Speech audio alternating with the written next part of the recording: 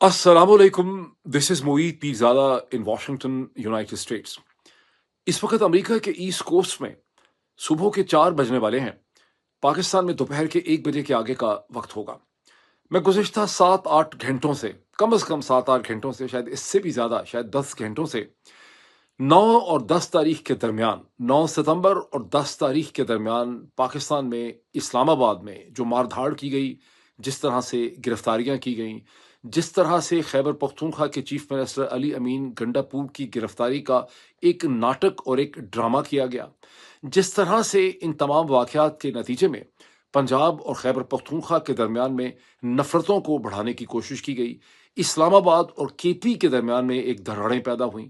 पूरे मुल्क में गम गुस्सा, खास करके खैबर पख्तूनख्वा से ताल्लुक़ रखने वाले पश्तून जो हैं, उनके अंदर जिस किस्म का गम गुस्सा था, जिस किस्म का उनके अंदर एंगर था,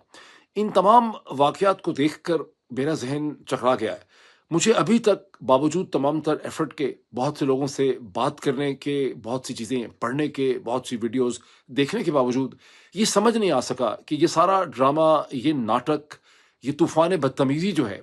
जिसमें पार्लियामेंट के अंदर घुस के लोगों को गिरफ्तार किया गया, इस सारी चीज़ का मकसद क्या था? इससे क्या मकसद हासिल किया है पीएमएलएन की हुकूमत ने, शरीफ सरदारी ने? इसमें कौन किसके खिलाफ खेल रहा है? ये सूरत हाल जो है, ये बिल्कुल वाज़ेह नहीं है, लेकिन फिर भी मैं बहुत सी डेवलपमेंट्स में जितनी मुझे समझ आई है, मैं आपके सामने रखता हूँ। जैसा कि मैंने कहा कि ये सूरत हाल बहुत ही पेचीदा और कॉम्प्लेक्स है। एक-एक करके हम इसके मुख्तलिफ पहलुओं को, इसके मुख्तलिफ एस्पेक्ट्स को हम देख सकते हैं। टू बिगिन विद, ये बात अब वाज़ेह हो चुकी है कि खैबर पख्तूनख्वा के चीफ मिनिस्टर अली अमीन गंडापुर को किसी भी स्टेज पे ना तो डिटेन किया गया, ना उन्हें गिरफ्तार किया गया। उसके बावजूद जानबूझ के पीएमएलएन के मीडिया के पर्सन्स ने दोपहर से ही ये तासुर पैदा करने की कोशिश की कि अली अमीन गंडापुर को या तो गिरफ्तार कर लिया जाएगा, डिटेन कर दिया गया है, उन्हें गिरफ्तार कर दिया गया है, वो गिरफ्तार हो जाएंगे। और मुख्तलिफ पीएमएलएन के मिनिस्टर्स, जिसमें ख्वाजा आसिफ साहब भी शामिल हैं, वो अली अमीन गंडापुर और खैबर पख्तूनख्वा की लीडरशिप के बारे में मुख्तलिफ तरीक़ों से ज़हर उगलते रहे। ये तासुर क्यों कायम किया गया? क्योंकि उसके नतीजे में खैबर पख्तूनख्वा के अंदर और वहाँ की जो पब्लिक है, वहाँ की जो लीडरशिप है, और उसमें उनकी लीडरशिप सिर्फ पॉलिटिकल नहीं है, वहाँ के सिविल सर्वेंट्स, वहाँ के पुलिस ऑफिसर्स, वहाँ के रिटायर्ड आर्मी ऑफिसर्स, वहाँ के सहाफ़ी जो हैं, उनके अंदर बहुत ही सख्त किस्म के जज्बात जो हैं वो पैदा हुए, जिसका इजहार जब मैंने लोगों से बात की है इस्लामाबाद में, तो वो बताते हैं कि जिस किस्म की फ़ोन कॉल्स उनको मिली हैं, उसमें जिस किस्म की इमोशनल बातें की गई हैं, उससे ये लगा कि बहुत ज़्यादा बड़ी तादाद में खैबर पख्तूनख्वा के लोगों ने, और ख़ुद अमेरिका के अंदर जो खैबर पख्तूनख्वा से ताल्लुक़ रखने वाले पाकिस्तानी हैं, उन्होंने महसूस किया कि उनके ऊपर अटैक किया जा रहा है, उनको इंसल्ट किया जा रहा है। क्योंकि उनमें से बहुत से लोग शायद अली अमीन गंडापुर से कोई बहुत ज़्यादा अकीदत नहीं रखते, शायद वो अली अमीन गंडापुर को भी एक फ्रॉड समझते हैं। लेकिन जब आप इस तरह से एक कौमियत के ऊपर अटैक करते हैं, उसके सिंबल के ऊपर अटैक करते हैं, तो आप फिर खौफनाक किस्म के जज्बात को आप हवा देते हैं। और ये गुज़िश्ता 24 घंटों में इस किस्म के जज्बात को हवा दी गई। खुद अली अमीन गंडापुर के जो स्पोक्स पर्सन हैं, जनाब बैरिस्टर सैफ, उन्होंने भी इस पूरे प्रोसेस में, इस जलती पे आप कहें कि तेल फेंका उन्होंने। बिकॉज़ जब वो सभी काज़मी से बात कर रहे थे, उन्होंने कहा कि अली अमीन गंडापुर की 3 बजे वो मोटरवे M1 पे थे, उसके बाद से फ़ोन से उनका राब्ता उनसे ख़त्म हो गया।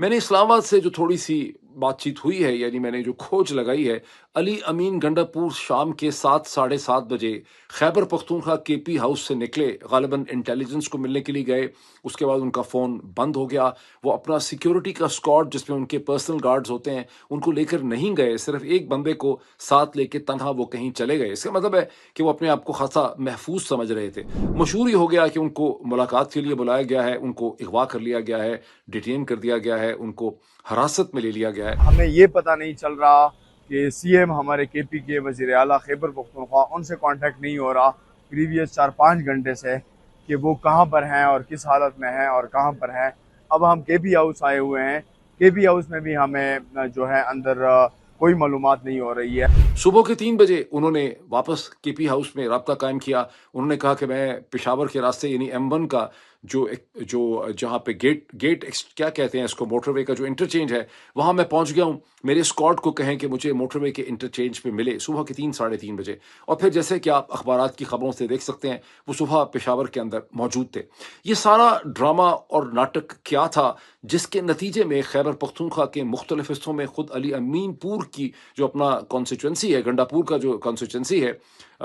جہاں پہ ڈیرہ اسماعیل خان ہے، جہاں پہ لکی مروت ہے، وہاں پر شدید قسم کے جذبات دیکھے گئے. وہاں سے بہت سی ویڈیوز اگر آپ دیکھیں کس طرح سے وہاں پہ لوگ مطالبہ کر رہے ہیں. اب یہ ساری چیزیں شاید اس سے ریلیٹڈ نہیں ہیں، لیکن ایک اوور آل فیلنگ کی پچ آپ دیکھیں جب لوگ یہ کہتے ہیں کہ فوج جو ہے اسے لکی مروت سے نکل جانا چاہیے. اگر مانو گے تو پھر میں بات کروں. سر جی ہماری ایک مطالبہ ہے، اگر وہ ہے تو ٹھیک ہے، ورنہ پرسر نہ کرو. اچھا. آرمی ضلع سے نکلے گی، ہمارے لکی مروت سے آرمی نکلے گی. یہی ہمارا مطالبہ ہے. اسی بات کے لیے وہ فوج جو کبھی پاکستان کی وفاق کی ایک زنجیر ہوتی تھی، آرگنائزیشنل زنجیر تھی، جس کی عزت اور وقار اور ٹرسٹ اور کنیکٹیوٹی جو ہے وہ مثالی تھی، آج صورتحال یہ ہے کہ پاکستان کے گلی کوچوں سے اسی فوج کے اوپر ہر قسم کا الزام بھی لگ رہا ہے اور اس سے نفرت کا اظہار کیا جا رہا ہے. کس نے یہ کیا ہے سارا کچھ، کون اس کے لیے ذمہ دار ہے، یہ سوال میں آپ کے ذہنوں پہ چھوڑتا ہوں. میں آپ کو یاد کرواؤں گا کہ 3 مارچ 2022 کو جب میں نے اس حوالے سے اپنے یہ ویلاگس کرنے شروع کیے، اس سے پہلے میں بڑے کم ویلاگ کیا کرتا تھا، تو میں نے سیریز آف ویلاگس میں نے یہ کہا، نام نہیں میں نے لیا تھا جنرل باجوہ کا، لیکن میں نے یہ کہا تھا کہ جو کچھ پاکستان میں اس وقت کرنے کی کوشش کی جا رہی ہے، اس وقت ابھی عمران خان کی حکومت ختم نہیں ہوئی تھی. عمران خان کی حکومت ختم ہوئی تھی 9 اپریل 2022 کو، لیکن 3 مارچ کو، اور یہ ڈونلڈ لو کی جو میٹنگ کی ساری کہانی ہے پاکستان کے ایمبیسڈر صاحب کے ساتھ، یہ تو 7 مارچ کو یہ میٹنگ ہوئی تھی. اس سے پہلے میں نے اپنا انالیسس آپ کے سامنے رکھا تھا، جو مجھے لوگ دیکھ رہے ہیں، کہ جو کچھ پاکستان میں کرنے کی کوشش کی جا رہی ہے اس کے بڑے خطرناک نتائج نکلیں گے. اس کا سب سے خطرناک نتیجہ یہ نکلے گا کہ افواج پاکستان اور پاکستان کے لوگوں کے درمیان، مڈل کلاسز کے درمیان، انٹیلیجنسیا کے درمیان ایک دراڑ جو ہے وہ کھڑی ہو جائے گی، اور پاکستان کی فوج جو ہے وہ تنہا رہ جائے گی. آج پاکستان کی فوج ایک انسٹیٹیوشن کی حیثیت سے اس طرح سے کھڑی ہے جیسے صحرا کے اندر آپ کے اوپر سورج جو ہے وہ سوا نیزے کے اوپر آپ کے اوپر چمک رہا ہوتا ہے. فوج کے اوپر سے تمام سائیکولوجیکل پروٹیکشن ختم ہو چکی ہے. ہر جگہ سے فوج کو گالی پڑ رہی ہے. ہر وہ شخص جو پاکستان سے محبت کرتا ہے اور کبھی پاکستان کی فوج کے وقار کا اس کو خیال تھا یا ہے، جو سمجھتا ہے کہ فوج ایک کی نیشنل انسٹیٹیوشن ہے، ان بیکار کے گودی صحافیوں کی طرح نہیں، جینون ایک انٹلیکچوئل جس کی سوچ ہے، اس کے لیے یہ انتہائی خوف کا مقام ہے. اگر ایک طرف پاکستان جل رہا ہے تو دوسری طرف اب سے چند گھنٹے پہلے ہندوستان کے پرائم منسٹر جناب نریندر مودی صاحب نے خود اپنے ٹویٹر ہینڈل سے ایک چھوٹی سی ویڈیو ریلیز کی ہے، بہت ہی پروقار، بہت ہی گریسفل ویڈیو، جس میں دکھایا گیا ہے کہ کیسے ہندوستان کے پرائم منسٹر نے ویلکم کیا متحدہ عرب امارات کے کراؤن پرنس جناب خالد بن محمد بن زید کو، اور کس طرح سے ہندوستان کی پیٹرولیم آرگنائزیشنز نے اور متحدہ عرب امارات کی ابو دھابی کی جو نیشنل پیٹرولیم آرگنائزیشنز ہیں، جو آئل کمپنیز ہیں، جس کو ایڈنوک کہتے ہیں، انہوں نے سیریز آف ایگریمنٹس کیے ہیں جس میں ہندوستان اور متحدہ عرب امارات کے درمیان میں سول نیوکلیئر کوآپریشن کے بھی معاہدے شامل ہیں، اس میں LNG کے معاہدے بھی شامل ہیں، اس میں فوڈ سیکیورٹی کے معاہدے بھی شامل ہیں، پیٹرولیم ریسرچ اور ایکسپلوریشن کے بھی معاہدے اس کے اندر شامل ہیں. اور یہ صرف ہندوستان اور متحدہ عرب امارات کے درمیان نہیں ہوئے. اگر آپ ان خبروں کی ڈیٹیل دیکھتے ہیں تو آپ کو یہ پتہ چلتا ہے کہ اس کے اندر ایک تیسرا فریق بھی ہے جسے فرانس کہتے ہیں. اور فروری 2022 سے مسلسل سیریز آف ڈسکشنز ہو رہی تھیں، ایک سائڈ پہ فرینچ، ایک سائڈ پہ انڈینز، اور ایک طرف متحدہ عرب امارات. اور ان سیریز آف ڈسکشنز کے نتیجے میں تینوں فورن آفس کے درمیان میں یہ ایک انرجی کوآپریشن کے اسٹریٹجک ایگریمنٹس جو ہیں وہ طے پائے ہیں. اب ذرا اس کے اوپر غور کریں، اسے ایبزارب کریں. ایک ایسے وقت میں جب پاکستان کے طول و عرض میں گلی گلی پاکستان کی فوج کے بارے میں شدید غم و غصے کا اظہار ہو رہا ہے، کہیں سیاسی ورکرز کر رہے ہیں، کہیں عام لوگ کر رہے ہیں، کہیں پولیس والے کر رہے ہیں، کہیں صحافی کر رہے ہیں، کہیں سوشل میڈیا آگ اگل رہا ہے، اسی درمیان آپ کو خبر آتی ہے کہ بلوچستان میں بہت بڑی تعداد میں لوگوں کو شیڈیول 4 کے اوپر ڈال دیا گیا ہے under the anti terror act. مطلب کیا ہوا؟ اگر آپ پورے پاکستان کی طرف دیکھیں کہ پاکستان کی فوج ایز این انسٹیٹیوشن بہت بری طرح سے اوور اسٹریچ ہو چکی ہے. فوجیں اپنے بارڈرز کے باہر لڑتی ہیں یا بارڈرز کا ڈیفینڈ کرتی ہیں. پاکستان کی فوج اپنے بارڈر کی ڈیپتھ کے اندر اپنے آپ کو پروٹیکٹ کر رہی ہے، اور اس کے باوجود اتنے ذہین لوگ بیٹھے ہوئے ہیں پنڈی میں کہ میرے کانوں میں یہ خبر آئی ہے کہ سوچا جا رہا ہے کہ ہم پاکستان کے اندر پریزیڈینشل سسٹم کھڑا کر دیں گے، دوبارہ سے ایک انٹرم گورنمنٹ کھڑی کر دیں گے. باقاعدہ پریزیڈینشل سسٹم کے لیے بعض حلقوں کا خیال ہے کہ جنرل راحیل شریف ریٹائرڈ جو ابھی تک سعودی عرب میں ہیں وہ بڑے موزوں اور مناسب پریزیڈنٹ آف پاکستان ہوں گے. میں کم از کم آپ سب کو یاد دلانا چاہتا ہوں کہ جہاں کہیں پریزیڈینشل سسٹم ہوتا ہے وہ کوئی جی ایچ کیو تھوڑا متعین کرتا ہے کہ پریزیڈنٹ کون ہوگا. پریزیڈنٹ تو ایک ڈائریکٹلی الیکٹڈ انسٹیٹیوشن اور آفس کا نام ہے. امریکہ کو دیکھ لیجئے، جہاں نہ صرف پریزیڈنٹ ڈائریکٹلی الیکٹڈ ہے بلکہ ہر اسٹیٹ کے اندر اسے فائٹ کرنا پڑتا ہے، وہ پورے ملک کا وہ ریپرزنٹیٹو ہوتا ہے. اس کے بعد اس کے آفس کی طاقت کو ایک بائی کیمرل کانگریس کے ذریعے، جس کا ایک اپر ہاؤس میں سینٹ ہے، نیچے اس کے ہاؤس ہے، ہاؤس بھی ڈائریکٹلی الیکٹڈ ہے، سینٹ بھی ڈائریکٹلی الیکٹڈ ہے، پھر 50 ریاستوں کے اندر ڈائریکٹلی الیکٹڈ گورنر ہے. ہر گورنر کی پاور کو بائی کیمرل لیجسلیچر کے ذریعے بیلنس کیا گیا ہے، جہاں پر ایک ہاؤس بھی ہے، جہاں پر ہر ریاست میں ایک سینٹ بھی ہے. پھر ڈائریکٹلی الیکٹڈ سٹیز کے میئرز بھی ہیں، ڈپٹی میئرز بھی ہیں، اسکول بورڈز بھی ہیں، کئی دفعہ پولیس کے شیرف بھی ڈائریکٹلی الیکٹڈ ہوتے ہیں. یہ ایک انٹائرلی ڈفرینٹ سسٹم ہے. میں حیران ہوں جس قسم کی باتیں پاکستان سے سننے میں مل رہی ہیں. اب گزشتہ 24 گھنٹوں کی دو اور ڈیولپمنٹس کو بھی ایبزارب کر لیں. ایک تو وہ ہے جہاں ہالینڈ میں ایک ڈچ کورٹ نے پاکستان کے دو مذہبی لیڈرز اور رہنماؤں کے خلاف ایک مقدمہ کنکلوڈ کیا ہے، اور اس کنکلوڈ کرتے ہوئے انہوں نے انہیں سزا سنا دی. ایک اس میں ہے تحریک لبیک پاکستان کے نوجوان رہنما جناب سعد رضوی صاحب، جنہیں 4 برس کی سزا سنائی گئی ہے، اور دوسرے ہیں ڈاکٹر اشرف جلالی، جو ایک بریک اوے فیکشن ہے تحریک لبیک پاکستان کا، جس کا نام ہے تحریک لبیک یا رسول اللہ، اور ڈاکٹر اشرف جلالی صاحب کو 14 برس کی سزا سنائی گئی.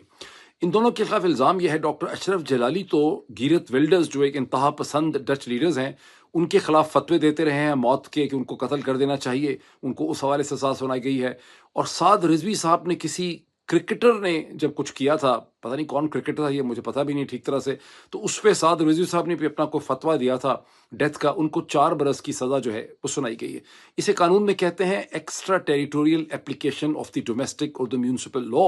لیکن یہ بڑی خطرناک بات ہے کہ پاکستان کے اندر ایسے لوگوں کی تعداد بڑی بڑھتی چلی جا رہی ہے جنہیں دنیا کی مختلف عدالتیں جو ہیں انہوں نے اس قسم کی سزائیں دہشت گردی کے حوالے سے سنا رکھی. اگر آپ کو یہ لگے کہ دہشت گردی اور وائلنس جو ہے وہ کوئی پاکستان کا آئسولیٹڈ فینومینا ہے اور ڈچ کورٹ نے کسی ویکیوم میں کام کیا ہے، تو ذرا غور کیجئے کہ انہی 24 گھنٹوں میں پاکستان کے ایک پرومیننٹ ٹیلی ویژن اینکر جو بڑے ڈیسنٹ اور سوبر لگتے ہیں دیکھنے میں، ان کے ٹی وی پروگرام میں، منصور علی خان صاحب کے ہم ٹی وی کے پروگرام میں، وکیل اظہر صدیق صاحب کے اوپر کوثر کاظمی صاحب جو محترمہ مریم نواز صاحبہ کے کوئی ایڈوائزر یا اسپوکس پرسن ہیں، انہوں نے ایک فزیکل حملہ کر دیا.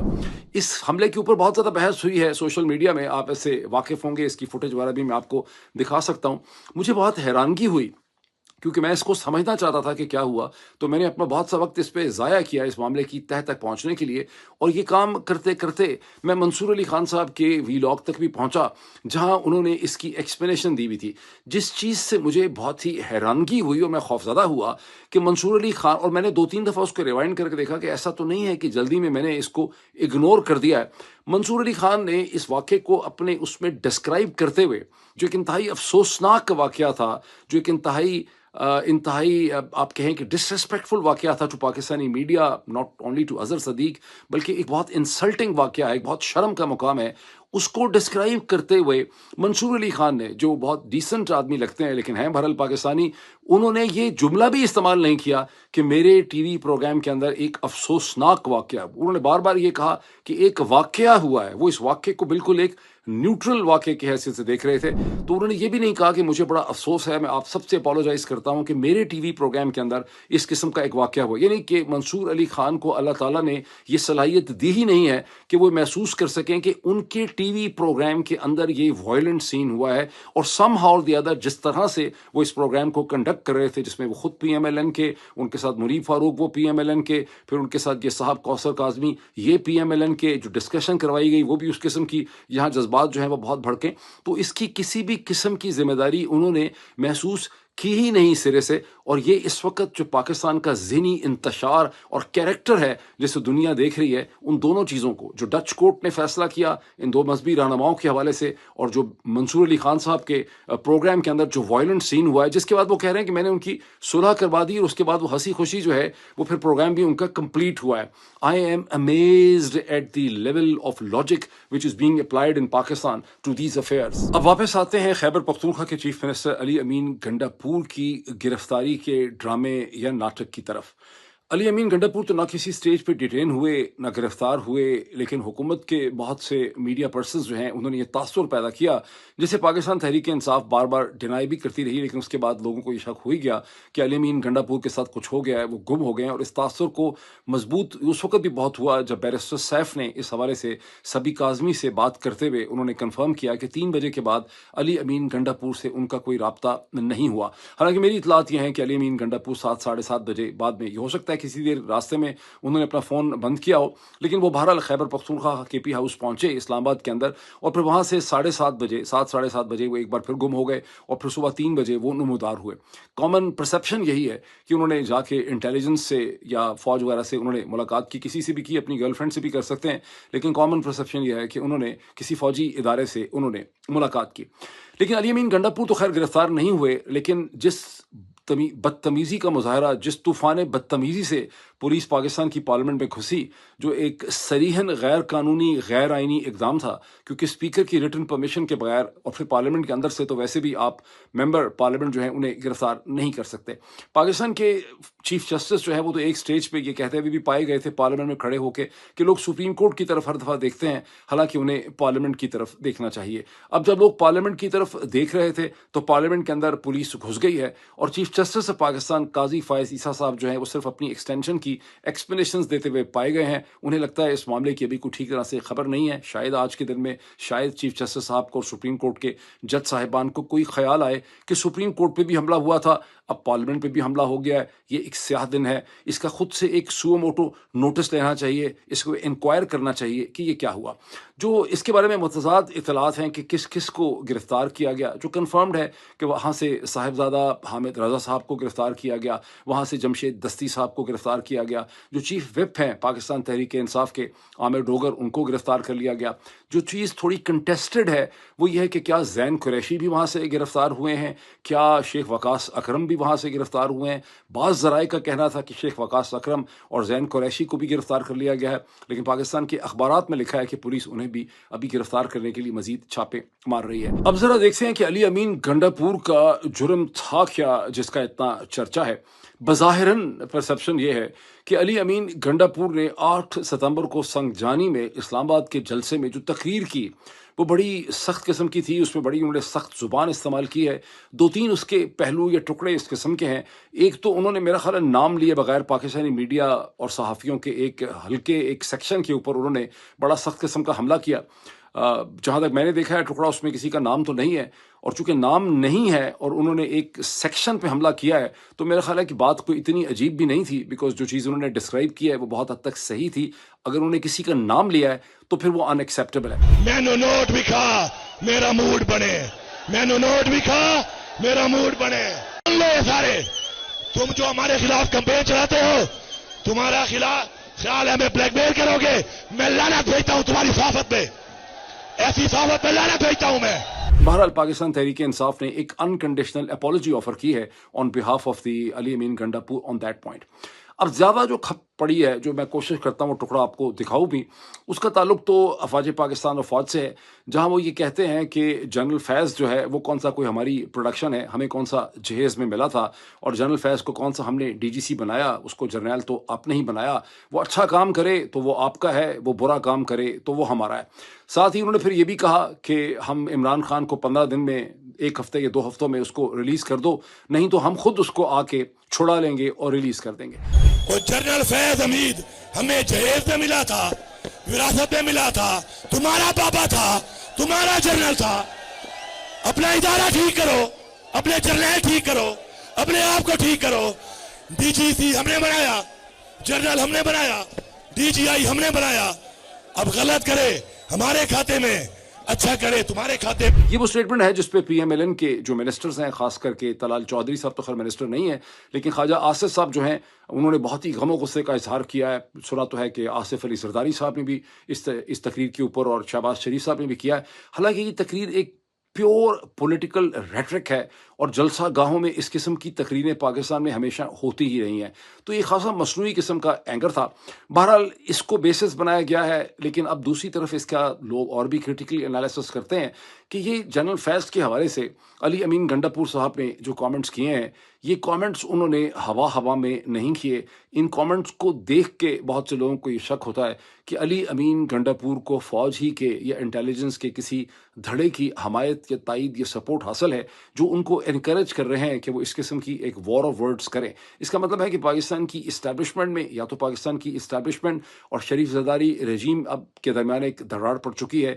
ایک ڈفرینٹ قسم کی گیم ہو رہی ہے، یا یہ ہے کہ پاکستان کی اسٹیبلشمنٹ کے اندر ہی دو دھڑے ہیں. ایک وہ دھڑا ہے جو چیزوں کو اس ڈائریکشن میں لے جانا چاہتا ہے جہاں شریف زرداری جانا چاہتے ہیں، دوسرا وہ دھڑا ہے جو کسی اور ڈائریکشن میں جانا چاہتا ہے. یہ صورتحال پہ ظاہر ہے کہ ہم صرف ایک اسپیکولیشن کر سکتے ہیں، اس کی کوئی حتمی صورتحال ہمیں نہیں پتہ، لیکن آنے والے چند دنوں میں یہ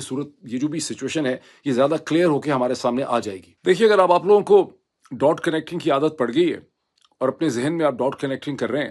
تو اس میں ایک چھوٹا سا نقطہ یہ بھی ایڈ کر دیں کہ آج ہی کے دن میں former prime minister Pakistan Imran Khan نے اڈیالہ جیل میں جب اکاؤنٹیبلٹی کی کورٹ کے مقدمے کے سامنے پیش ہوئے، تو اس کے بعد اخباری رپورٹرز کے ساتھ بات کرتے ہوئے پہلی دفعہ انہوں نے یہ کہا کہ 22 اگست کے جلسے کو میں نے کینسل کیا تھا اسٹیبلشمنٹ کی ریکویسٹ پہ، بیکاز اسٹیبلشمنٹ کو پریشانی تھی کہ مذہبی رہنما یا ورکرز بھی اسلام آباد میں ہیں، یہاں کوئی مسئلہ کھڑا نہ ہو جائے. اور اسی سلسلے میں اسٹیبلشمنٹ کا پیغام لے کر اعظم سواتی میرے پاس آئے تھے. یاد رہے کہ 22 اور 23 اگست کو جب عمران خان نے اس حوالے سے بات کی تو ایک سیاستدان کے طور پہ وہ اس بات کو اس وقت انہوں نے چھپا کے رکھا یا پی گئے، انہوں نے کھل کے اس کے بارے میں بات نہیں کی تھی. لیکن اب انہوں نے اس بات کو، جسے کہتے ہیں نا cat is out of the bag, کہ سوچ کے ہی انہوں نے اس کو باہر نکال دیا ہے. غالباً 8 ستمبر کے جلسے کے نتائج بھی ان کے سامنے آ چکے ہیں. اس کو اپنی کیلکولیشنز میں آپ ایڈ کر دیں. اب آئیں اس بنیادی سوال کی طرف کہ پی ایم ایل این کی حکومت نے، شریف زرداری حکومت نے 9 اور 10 ستمبر کو جو طوفان بدتمیزی اسلام آباد میں مچایا ہے، جس طرح سے انہوں نے گرفتاریاں کی، بیرسٹر گوہر کی، جس طرح سے شعیب شاہین کی گرفتاری کی، جس طرح سے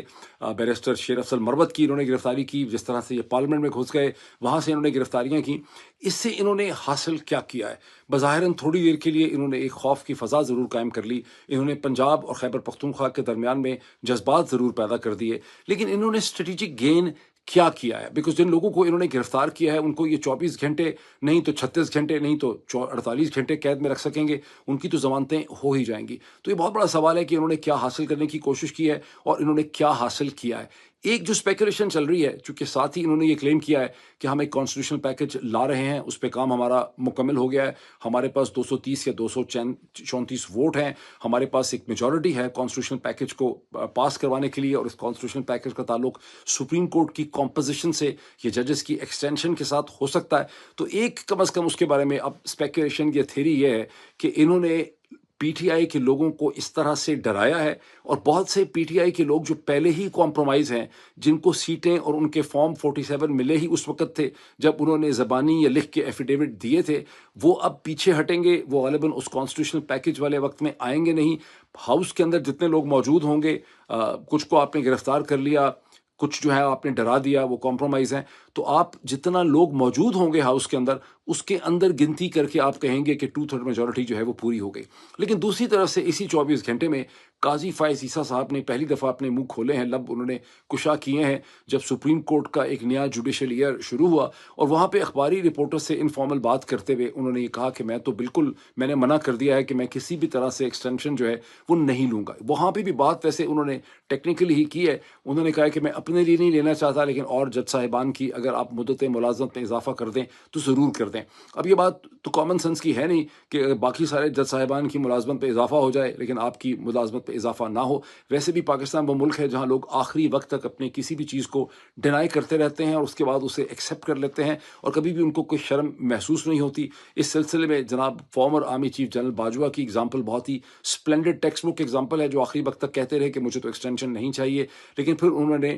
ڈنکے کے چوٹ پہ ایکسٹینشن لی بھی, اور ایکسٹینشن لینے کے بعد بھی کہتے رہے کہ جنرل غفور اور جنرل فیض نے عمران خان سے جا کے سفارش کر کے مجھے ایکسٹینشن دلا دی, میں تو ایکسٹینشن نہیں لینا چاہتا تھا. تو ابھی ویسے ٹھیک طرح سے یہ کلیئر نہیں ہو رہا کہ یہ جو سارا کا سارا کچھ کیا گیا ہے گزشتہ 24 گھنٹے, اس سے شریف زرداری رجیم نے فائدہ اٹھایا کیا, انہوں نے گین کیا کیا ہے. شریف زرداری رجیم نے گین کچھ کیا یا نہیں کیا ہمیں ٹھیک طرح سے نہیں پتا, لیکن پاکستان تحریک انصاف کا وہ بیانیہ جو کسی حد تک کمزور پڑا ہوا تھا, مدھم تھا, اس میں ایک ایموشنل ایج نہیں تھا, اس میں انہوں نے گزشتہ 24 گھنٹوں میں 48 گھنٹوں میں بڑی توانائی دی ہے, بڑی انرجی دی ہے, جسے آپ ٹویٹر پہ دیکھ سکتے ہیں, واٹس ایپ کے اوپر دیکھ سکتے ہیں, فیس بک پہ دیکھ سکتے ہیں, یوٹیوب پہ دیکھ سکتے ہیں, دنیا بھر کے اخبارات کی ہیڈ لائنز میں دیکھ سکتے ہیں, دنیا کی امپورٹنٹ پرسنالٹیز کے ٹویٹس میں بھی آپ کو یہ چیز جو ہے وہ نظر آئے گی. اب پاکستانی سیاست کا یہ حال تو اگلے چند گھنٹوں میں ذرا کھل کے ہمارے سامنے آ جائے گا. میں صرف آپ کو وہ نوٹیفیکیشن دکھا دوں کشمیر افیئرس کا, جو پرائم منسٹر فارم 47 کے پرائم منسٹر جناب شہباز شریف صاحب نے 3 ستمبر کو ایشو کروایا ہے, اور جس میں ایک ایڈیشنل سیکرٹری یا جوائنٹ سیکرٹری نے اس کو سائن کیے ہوئے ہیں. یہ نوٹیفیکیشن آپ دیکھ سکتے ہیں. یہ نوٹیفیکیشن میں ایک 7 رکنی 7 ممبر کمیٹی بنائی گئی ہے منسٹری آف کشمیر افیئرس کے تحت, اور یہ جو کمیٹی ہے یہ آزاد کشمیر کے, جموں اینڈ کشمیر اسٹیٹ کے جو ایسٹس ہیں پاکستان میں بکھرے ہوئے ہیں, جو لاہور میں بھی ہیں, پنڈی میں بھی ہیں, پنجاب کے مختلف علاقوں میں بھی ہیں, شاید کے پی کے اندر بھی ہیں, جس کی بہت تفصیلات ایک کاشیر کے ایک کشمیری کورسپونڈنٹ ہیں وانی صاحب, جنہوں نے اپنے کالم میں وہ دی ہیں. وہ کالم بھی میں آپ کو اسکرین کے اوپر دکھاتا ہوں, اگر آپ اس کو پڑھیں گے, اردو کا کالم ہے, اس پہ بہت اس کی تفصیلات دی گئی ہیں. یہاں جو مسٹریس چیز ہے کہ ان ایسٹس کو بیچنے کے لیے کمیٹی بنائی گئی ہے, اور ان ایسٹس کو بیچ کے ان کے پیسے اگر کو ملتے ہیں, اس میں لکھا ہے اف اینی, تو کشمیری لوگوں کو کمپنسیٹ کر دیا جائے. یہ بڑی عجیب سی صورتحال ہے, بیکاز اس میں سے اچانک کیا ضرورت پڑ گئی ان ایسٹس کو بیچنے کی, اور اس میں سے کوئی اتنا بڑا فائنینشیل, حالانکہ ان کی کاسٹ تو بلینز آف روپیز میں ہوگی, لیکن پاکستان کے لیے یہ اتنی بھی بڑی رقم نہیں ہے. تو کیا وجہ ہے کہ یہ کیا جا رہا ہے؟ عام اس کے بارے میں آزاد کشمیر میں جو خطرہ ہے کہ یہ ایک سمبولک چیز ہے, یہ ایک پولیٹیکل ڈیسیجن ہے جو کسی کے انڈر پریشر یا کسی کو خوش کرنے کے لیے کیا جا رہا ہے. 2 طرف شک جاتا ہے, ایک تو آئی ایم ایف کا ان کے اوپر پریشر ہو سکتا ہے کہ آئی ایم ایف ان کو کچھ کہہ رہا ہے جس کا ہمیں ٹھیک طرح سے پتہ نہیں, لیکن آئی ایم ایف نے ان کو لٹکا کے رکھا ہوا ہے, کیونکہ $7 بلین کا جو ان کا ایکسٹینڈڈ فنڈ فیسلٹی کا پیکج ہے, اس پہ آئی ایم ایف مسلسل اس کو ایجنڈا کے اوپر لا ہی نہیں رہا, جس کی وجہ سے شریف زرداری رجیم کو خاصی پریشانی ہے. اور جو آئی ایم ایف کی میٹنگز ہیں 8 جو گزر گئی, 9 ستمبر کی, پھر 13 ستمبر کی اور 18 ستمبر کی, اس ایجنڈے میں پاکستان کے $7 بلین کا ایکسٹینڈڈ فنڈ فیسلٹی نہیں ہے. دوسرا یہ ہے کہ یہ نریندر مودی کو یا ان کی حکومت کو بلانا چاہتے ہیں ایس سی او کے ہیڈ آف دی گورنمنٹ سمٹ کے اندر, جو 15 اکتوبر کو ہو رہا ہے, شاید وہاں کسی کو یہ خوش کرنا چاہتے ہیں. یہ صورتحال بھی اگلے چند دنوں میں ہمیں کلیئر ہوگی, اور خاص کر کے اگر آزاد کشمیر سے اس کے اوپر کوئی کامنٹس ہمیں مل سکیں. ابھی اتنا ہی, پھر آپ سے ملاقات ہوتی ہے. Thank you.